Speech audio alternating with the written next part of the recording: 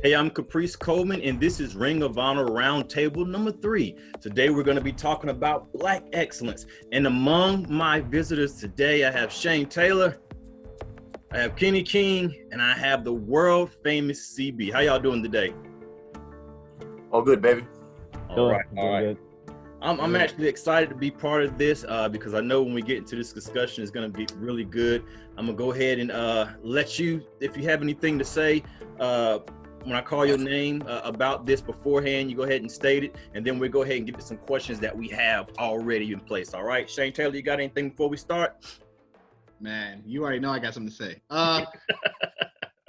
Honestly, man, I'm just very happy and excited things like this are happening. I am one that is not shy about letting my voice be heard on any subject, let alone when it comes to politics or social issues, excuse me. So to be at a point now in Ring of Honor where something like this is happening, to me speaks volumes. When I know when I got here 6 years ago, this wouldn't have been a thing. Hell, last year, this wouldn't have been a thing.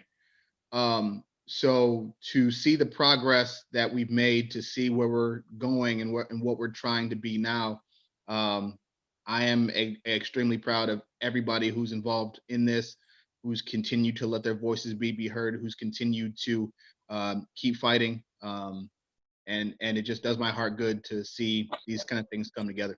Yeah, and also the platform that I feel Ring of Honor has allowed us to have in this, because some people might look at this and think a different way, but Ring of Honor has allowed us this platform to be able to discuss this topic. So, Kenny, can you have anything?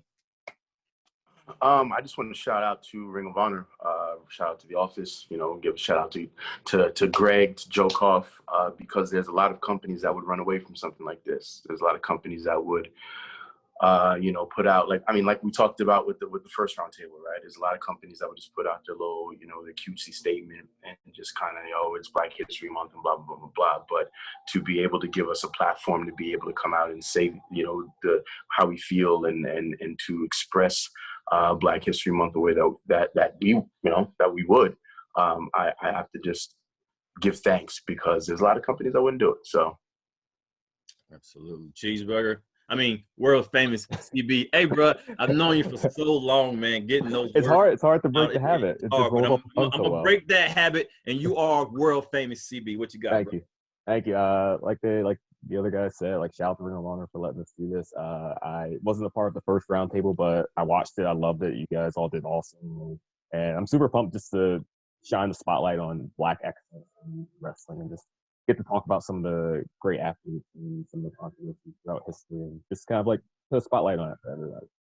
Absolutely. All right, we're gonna go ahead into the first question, and the first question is: if you could describe the Black wrestling experience in one word, how would you describe it? I will go with you first, Cheeseburger. First word that comes to mind is struggle. Not only being a Black athlete, but also being a Black athlete of my size. You guys talked about last time, a lot of times there always seems to be throughout history, kind of a quota on number of Black athletes on the card. All right, well, if there's a home promotion like in India or something like that, all right, this is our Black wrestler that we have here, and then all right, they'll maybe bring in another guy, a kind of a name or something like that, but this is our homegrown guy. This is kind of that quota is full, so there's no spot for you. So not only that, but being someone my size, there's a quota on that as well. So there's double the, or I would say less spots available for someone of my stature that's also a Black athlete. So that was probably the thing, just for a long time, kind of feeling all right, hey, this company maybe has that quota filled, so maybe there's not a spot for me, or maybe I should be being kind of hesitant to reach out because all right, well, there's probably nothing there at all, or they already have that spot filled. But I feel now more than ever, that kind of mindset of people in wrestling is going away a little bit. I can see when you said the word struggle, all of us felt that when you said it. Shane Taylor even nodded his head. Shane Taylor, I'll let you go next. I think the word that comes to mind when you first think of it for me is stereotype. When it comes to Black wrestlers, Black culture, and things of that sort, there are a lot of people, especially in managerial spots, creative spots, that have no idea what being a Black person is like, not only in the sport, but in the country, right? So if you don't have those minds there, you're not going to be able to tell the stories that you want to tell correctly. You're not going to be able to create the stars that you want efficiently. And what you get is you get a lot of people who only go into the stigma and the stereotypes about what they know about Black culture, and they put that on everybody that they have, right? So that's why you get these arguments that there's only 5 characters that Black folks can be, when in reality, we know that our range of culture and our spectrum is just as wide as anybody else's. It's just as diverse as anybody else's. But that comes from lack of education, lack of information, and just an unwillingness to step outside of some people's comfort zones and their bubbles. And where Ring of Honor is different is we are allowed to be our own people. And you can see the spectrum from Jonathan Gresham, who's one of the greatest technical wrestlers in the world, to Kenny King, who's a hybrid of everything, to Caprice, who has every tool and is a showman on every level, to myself, big brawling, bruising type of athlete, to CB, who's out there repping, for everybody.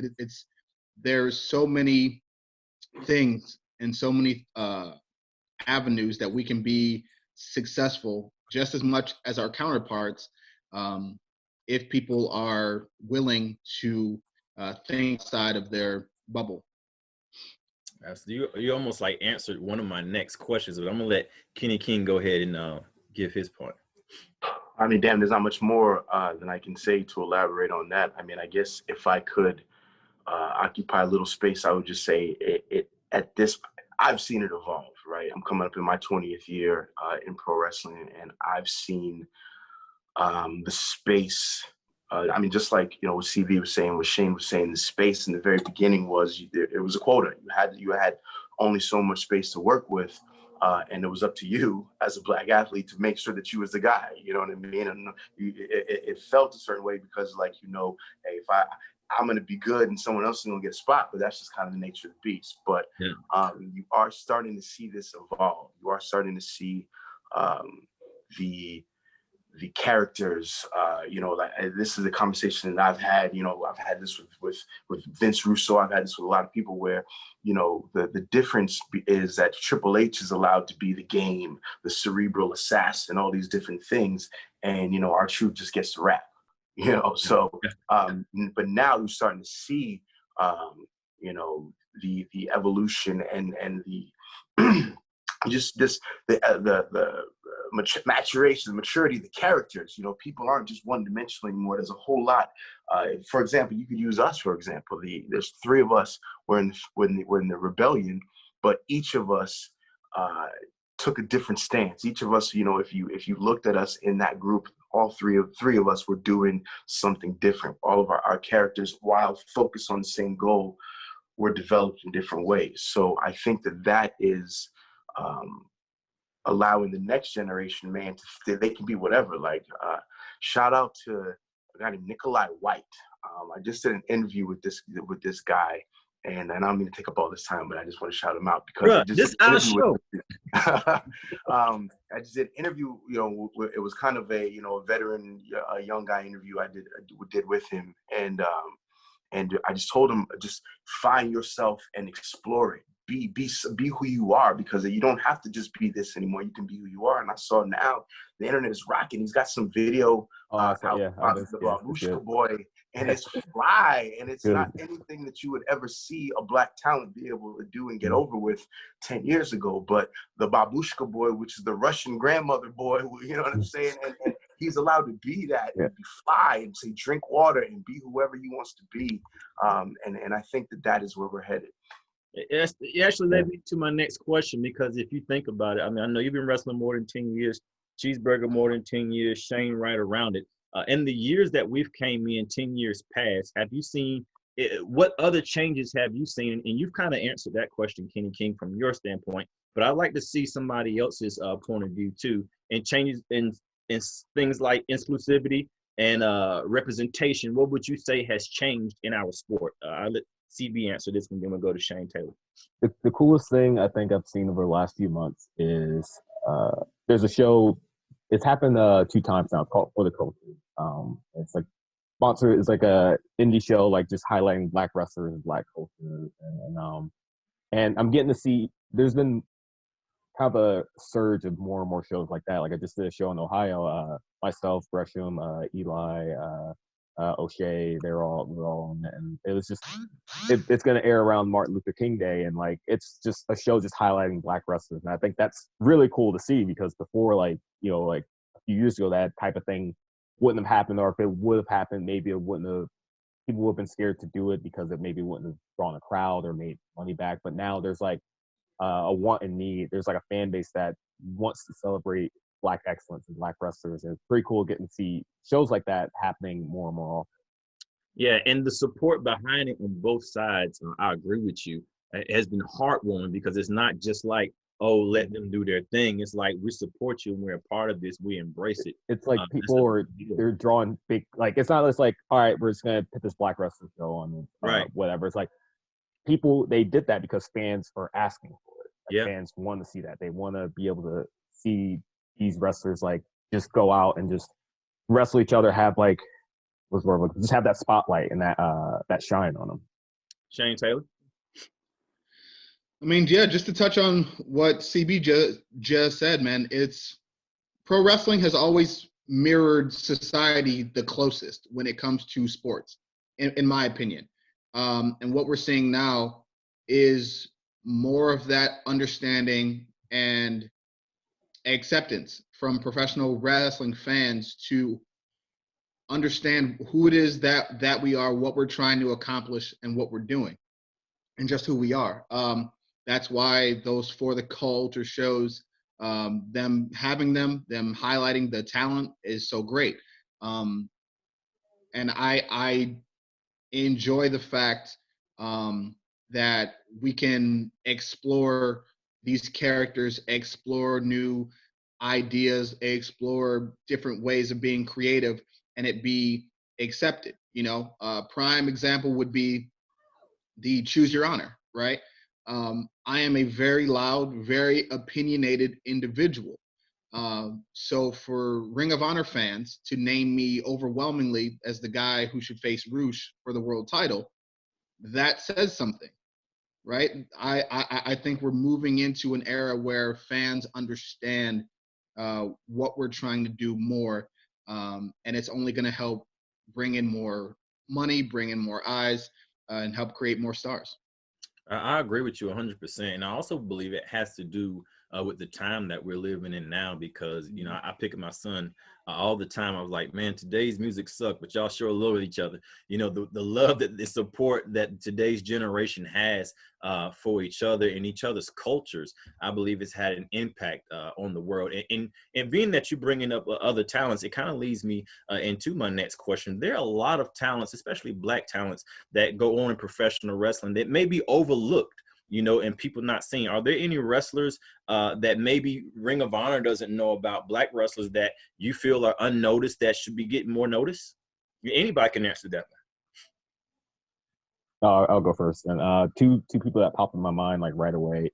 Trish Adora and Lee Moriarty. Oh, man. Right now. I know Lee was scheduled to be with us, but then kind of like a little thing happened with the outbreak and everything. Yeah. But hopefully he'll be back. And I know Trish Adora's been in the ROH Dojo, and she's been training a lot with wrestling. She's blowing up recently. She's absolutely awesome. She's been training with me a little bit as well. Like she's fantastic. Lee's fantastic. Those are people I love to see. Shane? Man, he brought up two great ones. I'm gonna go Darius Lockhart, Savannah Evans, Ronnie Nicole, just off the top of my head. People that are absolutely killing the game. I know Darius has been out for a bit with an injury, but now he's back and he's doing incredible things. We could sit here all day and name talents out there that are absolutely killing the game. You know what I mean? But that's what this is about. You know what I mean? It's about bringing awareness to those talents, giving them a platform, and cultivating an environment that can provide opportunity to be successful. Absolutely. Kenny, you got anybody? Yeah, you already know, man. I'm going to pump some of my students from out in Vegas. We got Clutch and Sugar Brown. They used to be the Bonus Boys, but now they're the R&B. These are two guys, man. It's a tag team. That was doing their thing. And then there was a tag team in WWE that was Profits from the Street that kind of looked exactly and did a lot of the same as these young dudes did. So, they kind of had to switch up their style. But those guys, I do want to co-sign Trisha Dora. She's the noise she's been able to make is insane. Shout out to Treehouse Lee. He's been making some noise. Shout out to this other brother, X Day. So there's a lot of guys that are out here doing the Ring of Honor style, or making some noise and creating things in our style that we should be able to take a look at. Absolutely, man. Y'all hit the nails right on the head, man. Pulling the talent right out the gate. I've also known this guy named LeBron Cozone. I know LeBron. Yeah. Oh my God. Yeah, he's good. He's an amazing guy. Not only an amazing guy, he's a great trainer. Griff Garrison, he came out from under him. Oh yeah. And this guy, he makes some of the greatest athletes, and he's a great athlete himself. I love to see somebody like LeBron Cozone get an opportunity. Who would you say would be an underrated Black performer in Ring of Honor history? From Ring of Honor history. Dark City Fight Club. Big fan of Dark City Fight. They were like, I came to Ring of Honor like right after they left, so I never got to see them like tag live. But just seeing some of the old stuff they were doing on HCNet, I was like, how is these dudes not like one of the biggest tag teams we've ever had, or like a long-term tag team, like tag champs? Like they were like Corey Chambers and Don Davis. They're really, really good. I was really surprised that they weren't like a long time like staple like the Briscoes or something in Ring of Honor. Like, right. They had it. Corey Chavis came from where I came from, NWA Wildside.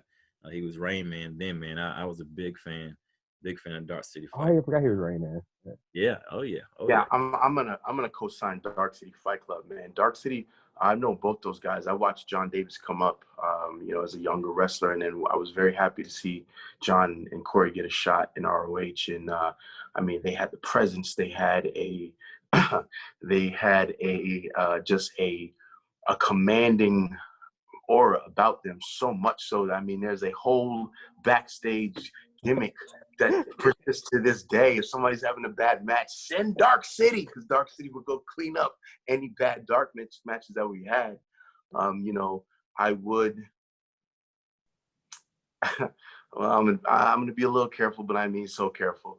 But I would say that had it not been for the short-sightedness and overall ignorance of somebody who didn't think that they sounded as tough, they were too intelligent to sound tough, his dumb ass, they would have probably had a better tenure. But I got beef, so it's whatever.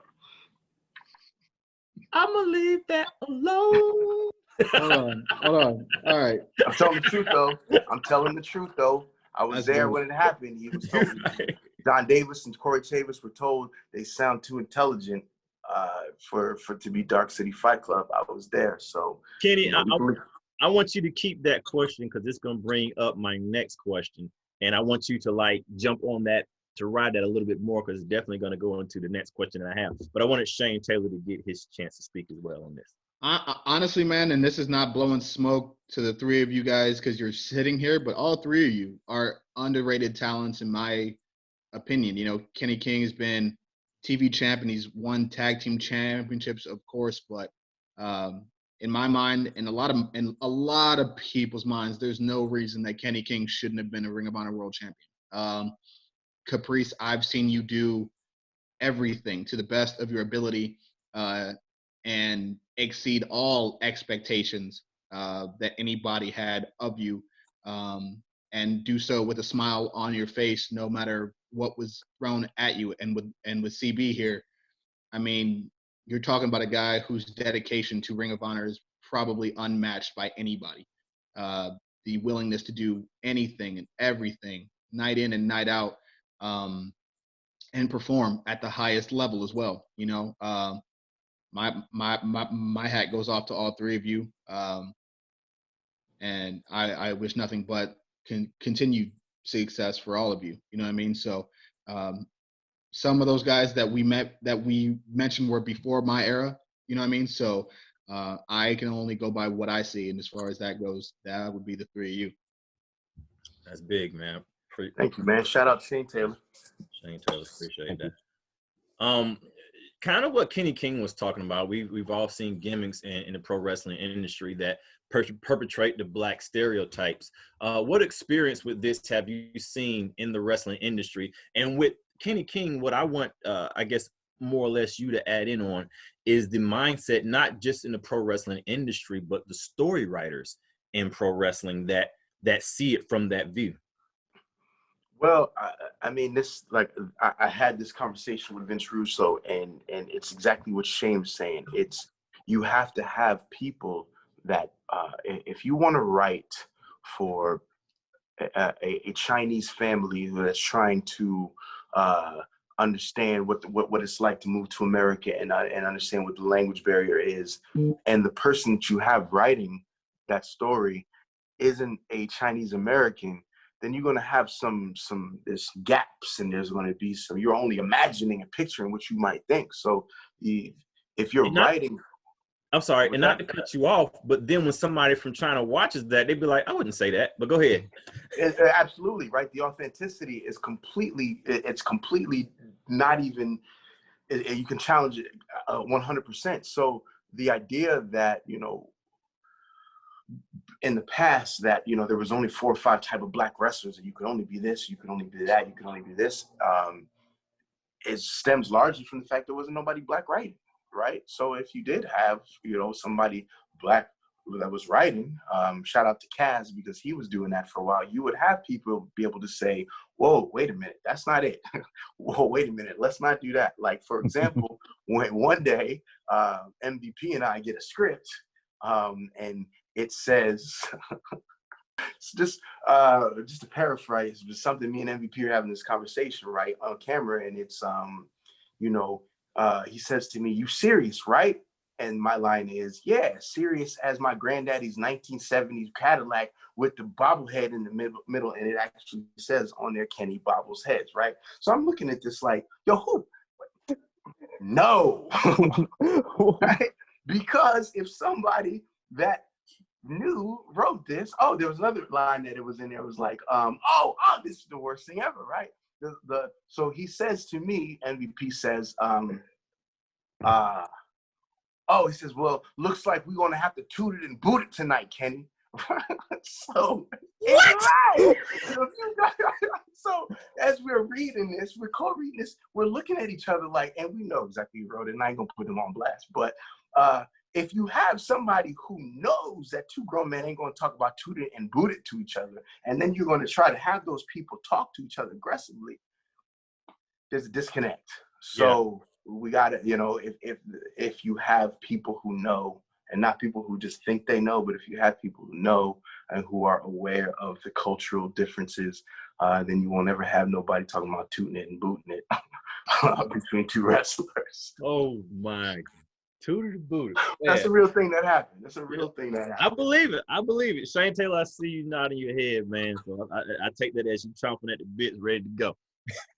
I mean, Kenny hit the nail on the head. You know what I mean? A lot of it comes from ignorance. A lot of it comes from fear. You know what I mean? The fact that you could have, especially when you're talking about black men, an intelligent black male who's successful, who can fight, who can be aggressive, who can do all these things, is the complete package, scares a lot of people, right? It scares a lot of people in management. It scares a lot of people in creative. It scares a lot of fans, right? So people have, for the longest time, gone away from these things because it's uncomfortable. People are comfortable in their layers of ignorance, right? They're comfortable seeing you a certain way. They're comfortable dealing with you in a certain way because then they no longer have to think. And none of their ideals get challenged. So having people in these spaces of creative, of ownership, of management, being able to tell complete stories and deliver evolved, well-rounded characters that have depth, you know what I mean, is crucial to the evolution and progression of our sport. We can do and be everything that our counterparts can be, and I think people are starting to realize that. I agree 100%. I don't want to cut you off, but the reason I keep bringing up Vince Russo is because Vince Russo wrote for a lot of black characters, Booker T, and when I got the opportunity to jump on him, I did, because I was like, look what you wrote, look at this BS you wrote for these people, and you want to know why there can't be no three-dimensional characters. Look how you are portraying them. So my bad, Berg or TB. CB? Oh yeah. Just to touch on Kenny's point, like that's a change I'd like to see in the industry going forward, is more people of color in like these management roles, whether they're writers or producers, agents, whatever word you want to use, and not just for black people, but Asians, Hispanics, even like LGBT, like everybody. Just as the industry continues to move forward, people of color, different backgrounds in these management roles they'll help kind of prevent these mistakes of the past, these characters, and just kind of like keep moving everything forward in a respectful way, not necessarily a stereotypical way. 100%. You know what I mean? Like, and there was a whole merchandising scandal, that popped up a year or so ago. You know what I mean? If you have people of color in that marketing meeting, that probably doesn't happen. You know what I mean? Someone would have been like, you know what? That kind of looks like this. I don't think we should do that. You know what I mean? Mm-hmm. And you avoid an entire problem. You see what I'm saying? Like, yep. Not only a problem, but it's like, is this a joke? Like, did you see this and try to get away with it because you knew you could? Exactly. That's what I think. I think they tried to get away with it. I think that was just one of those things that they were like, well, somebody say something, they say something, but I don't think so. Yeah. Man. Okay, what y'all speaking about this, it makes me want to bring up this topic. We're talking about things that aren't excellent in pro wrestling, but I want you to answer this question. When you think of black excellence, I can think of, Denzel Washington and many people that have paved the way, not only in movies, but in the way our character can be represented on TV without being stereotyped. How would you include that in pro wrestling? What would you say black excellence is in pro wrestling? I might be a little biased, right? But I believe right now what black excellence looks like is the Hurt Business.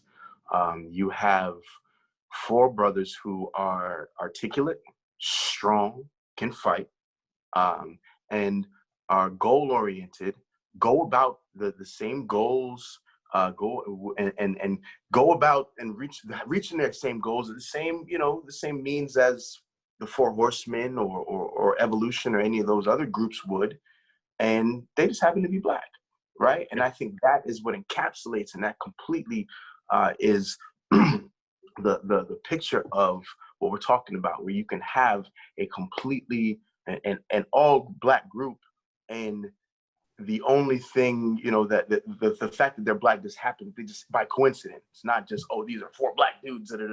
They all have their own motivations, their own ideas, how they want to go about this, and they just all happen to be black. And I think that is the blueprint for what we're trying to do. Absolutely. Shane? I would agree with Kenny there. Obviously, I'm going to be biased myself, and I'm going to say that it's Shane Taylor Promotions. Khan, Moses, myself, for the exact same reasons that Kenny just said. And the difference between us and them is I feel like we're a little more grassroots.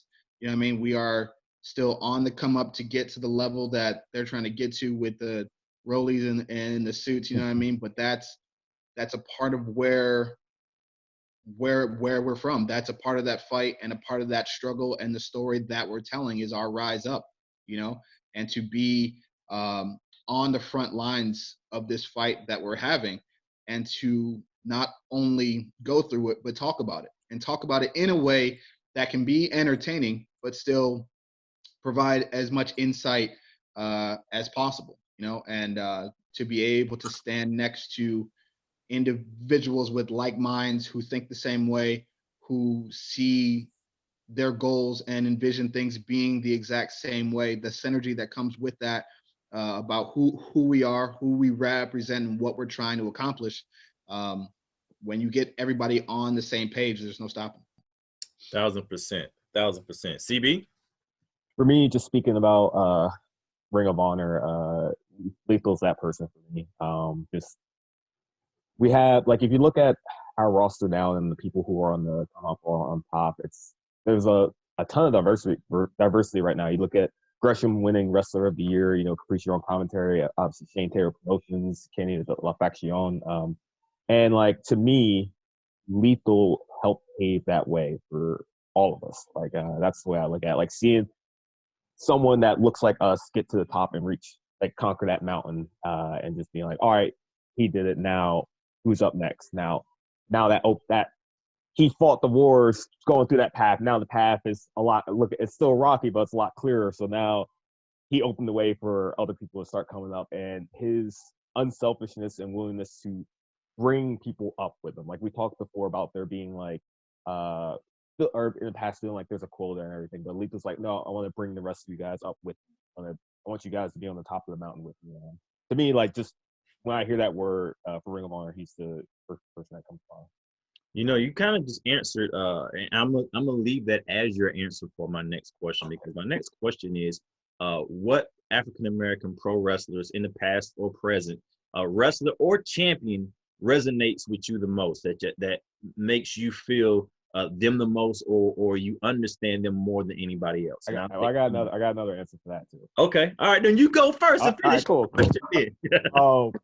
To me, Lethal, like, for Ring of Honor, but I feel like just because he has a bigger, like, just for the global platform is a lot wider for him. Kofi winning the title, that I hadn't had like a moment like touch me like emotionally like that in like a long time. And I think what did it for me was there was a video of MVP and like Shad, like, they're watching the TV, they're watching the TV screen, and them watching Kofi win that title and just like crying, like hugging each other. Like, I was just like, it's just something inside of me. There's just like such like a cool, like, emotional moment for me. And like, and when I just watching as wrestling as a fan before I start training, like, Kofi is always a dude I was a big fan of, and just like always that guy where people are like, oh man, this dude's like never gonna get to like the top of that mountain. Just seeing him get there and like on such a big like global stage, like, I just thought that was like the coolest thing. I agree with that one. What you got, Shane? Man, that moment was dope for sure. And I think when you get what causes that emotional response is everybody understanding the exact same struggle and everybody having the same doubts, everybody thinking the same thing, like, man, this is never going to happen. This is never going to, these things are always going to be like this. This glass ceiling is just never going to be broken. You know what I mean? And for everyone collectively to see it happen at the same time, there's this overwhelming joy. There's relief, there's elation, there's every possible emotion that you could feel, because finally you can look at it and go, oh, okay, it's possible. I think Kofi's win definitely inspired future generations to want to join the sport, to feel as though they have the opportunity to do those things, and really be anything, as opposed to it just feeling like you're saying it as a cliche, right? And to touch on CB's point about Jay in ROH, I mean, he hit the nail on the head again. Jay's been the only guy in almost the 20-year history of ROH to do it. But the fact that he's done it, there is a pathway to get there. There is a road that can be traveled to make it there, right? So now the goal is to see who's going to get there next, right? And so for me, Kofi, Jay Lethal, guys like Ron Simmons, who have shown the world, Booker T as well, who have shown the world that this is possible and these things can happen. I mean, you have to give your hats off to all of them. Kenny? I mean, just to kind of piggyback, man, Lethal is to me just a walking embodiment of Black excellence. He's not just the guy who won the championship. Jay Lethal is the franchise of Ring of Honor, right? There's a difference. There's a difference if you win a championship and then there's somebody who they put the whole squad on, right? You have to be somebody special for that to happen. So shout out to Jay. Booker. I remember watching Booker in Harlem Heat and thinking, man, this is the guy, man. If they only give this guy a shot. And then watching Booker, come to WWE and then watch him turn into King Booker, like that whole thing. It was just an amazing thing because Booker's quote unquote some hood dude from Harlem or Houston, wherever they was portraying him. But then he turned himself into a damn medieval king, right? That show goes to show you that anything's possible. If you give someone the opportunity to evolve their character and show you who they can really be, then they'll do so. And for me, and Shane touched on it, man, just the raw energy of Ron Simmons becoming champion and beating Vader and watching that clip over and over and over and over and then seeing that little boy who's jumping on the railing, right? Like, that's powerful. I don't know who that kid is, and I don't know where he's at, but I promise you he remembers that. And that's something, whatever happened to him that day, Ron Simmons winning that championship showed him that he could do something that maybe he didn't think was possible. And that's all we're talking about when it comes to representation. And that's the same thing. And I'm going to have to piggyback on everybody. I'm going to try to keep my answer short, though. It was definitely Ron Simmons. I remember that day. I remember the power slam. I remember when he hit Vader with the power slam, I knew that was it. Like, that was the end of the match. It was like when he landed the power slam, it was already over. You know what I'm saying? That's all he needed to do was hit that power slam. And the reason why it was such a big moment to me, because the wrestler that stood out to me the most that I grew up with was Rocky King. And so I grew up NWA watching Rocky King, and like he would always almost win, but he would never win. I think he beat like Mr. Wrestler. It was a tag team they had with the masked wrestlers on, but it was like they were jobbers. He beat one of them one day, like by the skin of his teeth. And in my head, I was like, well, they're Black people on wrestling, but they really don't win. So to have Ron Simmons come on there and be as devastating as he was, and then actually get a storyline to catapult him to the championship, and then he does it, like it to me, that was amazing. I'm gonna go ahead and go towards the end of the show, but what I would like to ask is this: if you could talk to the next generation of professional wrestlers or African-American professional wrestlers, what advice would you give them today? If I had to give them advice, I would almost say, give it all you got and don't look for the blocks, because we've all experienced the racial undertones and like you said, a couple of Black guys per roster or whatever like that. But I believe there's been a ceiling that is breaking, that when you look at professional wrestling now, you see us there. And I think you see us in our excellence there, and we're able to pretty much not call our spot, but not fall to the stereotypes that we had to be handed before, and so it would almost be me telling the younger generation that we are at a position to where you can be excellent and make it on TV.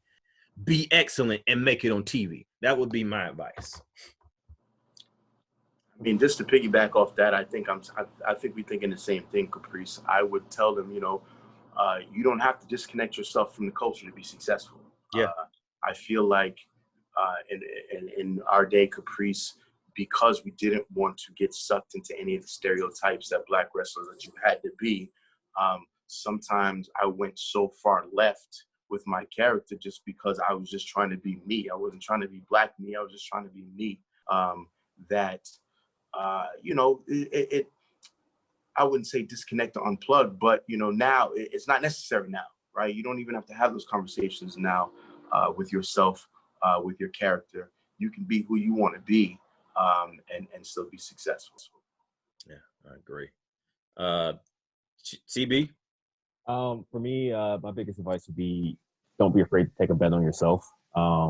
Just kind of giving you guys like an example for me.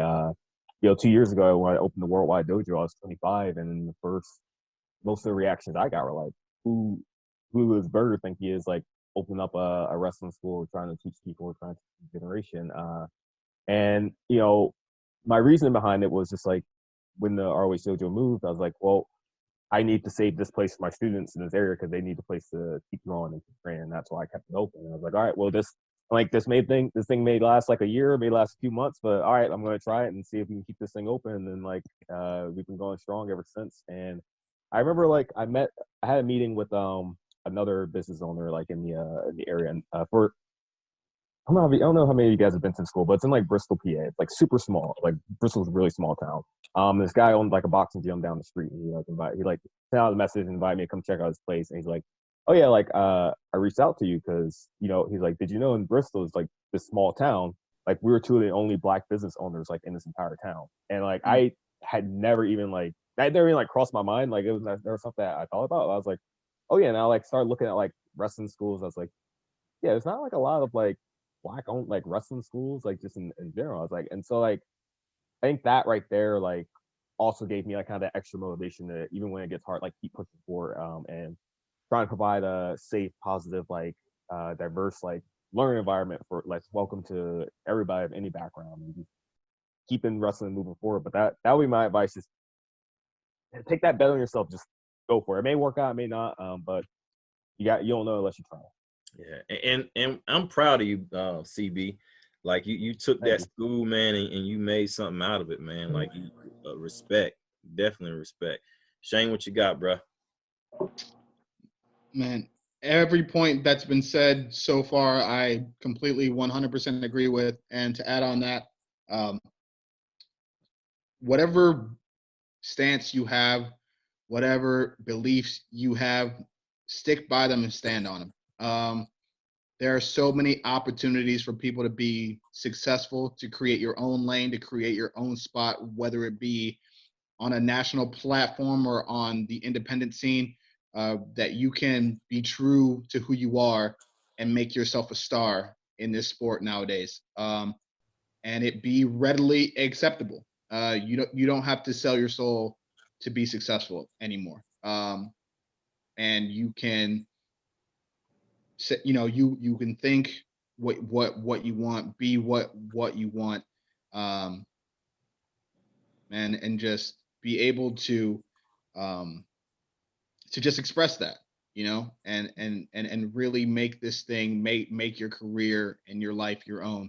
And there are going to be people who are going to stand and fight with you, whereas before you may have felt like you were by yourself, because everybody was worried about their spot or their money, you know what I mean? But I think we've reached a point where everybody knows the fight that we're in, and everybody's willing to stand and fight with you. Yeah, I agree with you. And with that, I'm going to go ahead and ask the last question of tonight.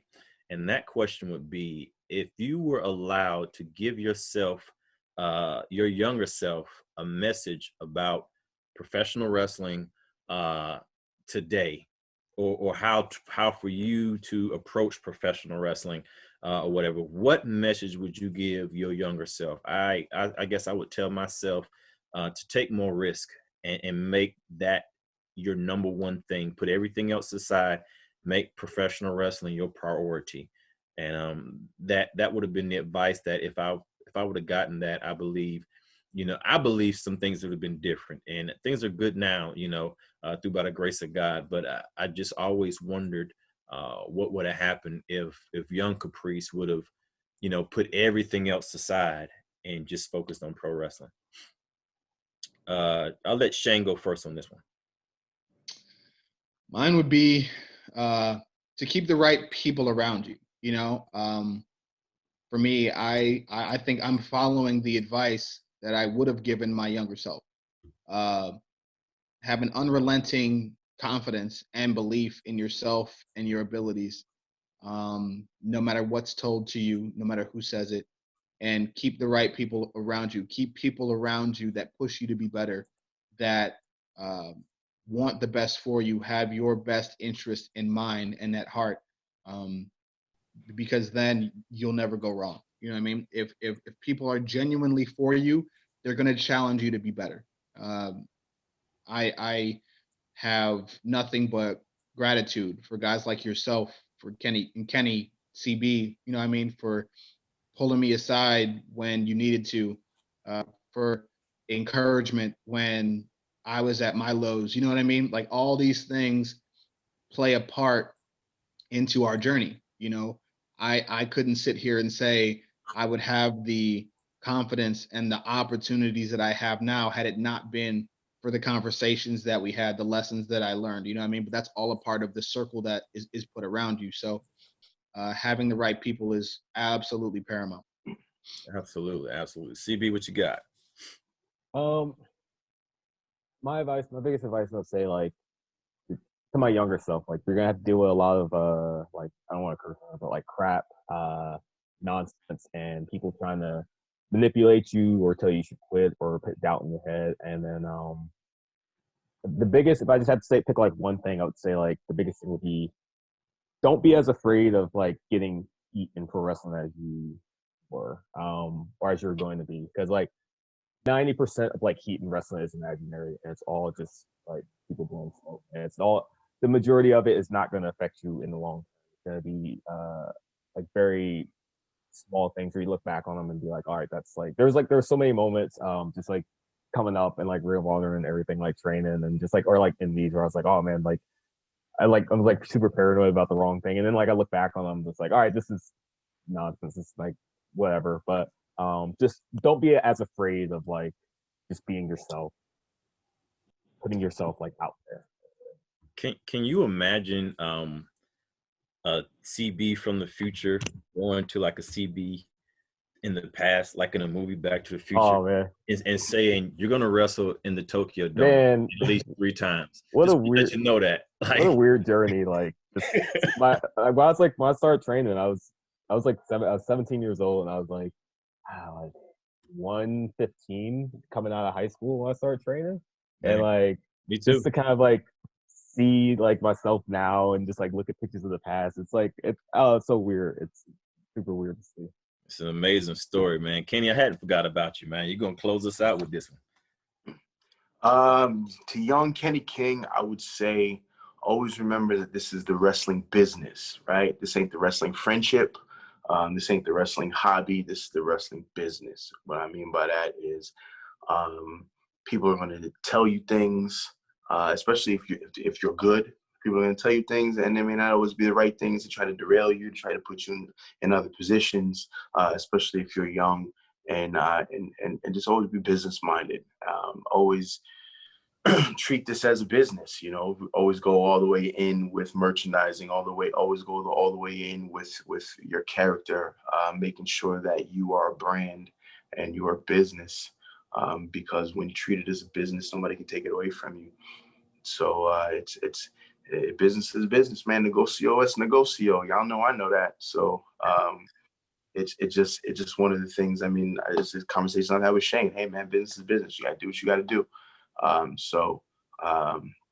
And that's just something that, you know, eventually I got it. But if I could tell myself that and understand it a lot earlier, you know, there's some things that are probably some lefts I could have went right, some rights I could have went left.